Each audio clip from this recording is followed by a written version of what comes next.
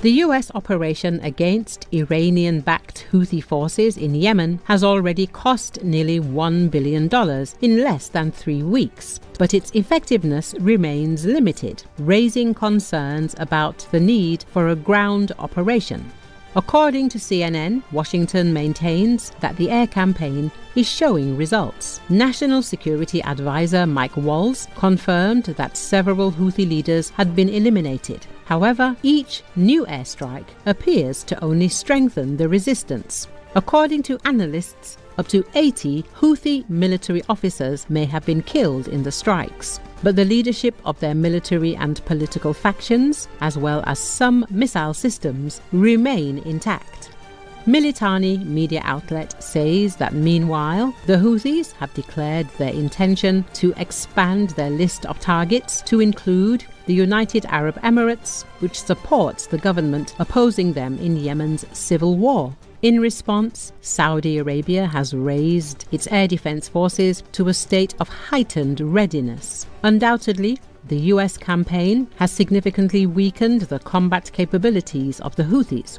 Michael Knights, a senior fellow at the Washington Institute, noted that the group had lost a considerable portion of its drone production capacity and was facing growing challenges in transporting equipment by sea and through Oman. Nevertheless, their ability to resist remains strong, thanks to an intricate smuggling network that continues to supply missile parts and other military equipment. According to analysts and diplomatic sources, only a ground operation can change the situation on the battlefield. The Houthi control of Sana'a, the key port of Hodeidah, and most of the northern parts of the country. However, analysts do not expect the full deployment of US ground troops. The involvement of limited special forces for coordinating strikes is more likely. The US is expected to provide logistical support and ammunition.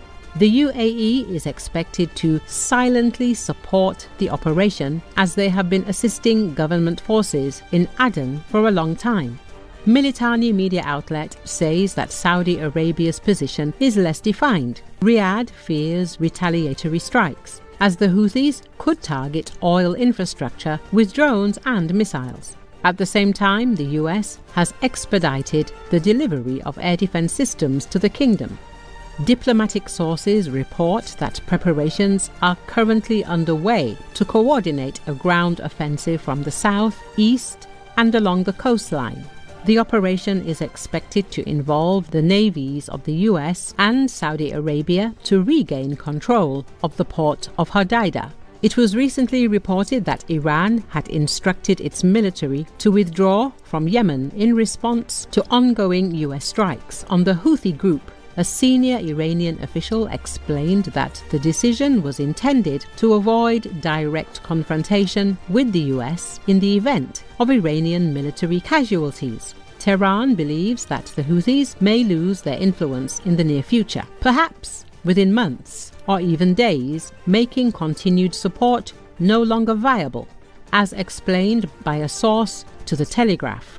The Houthis were part of a larger network that relied on Hassan Nasrallah, the former leader of Hezbollah, and Syrian President Bashar al-Assad. However, if this structure is no longer functioning, there is no point in maintaining just one element of it.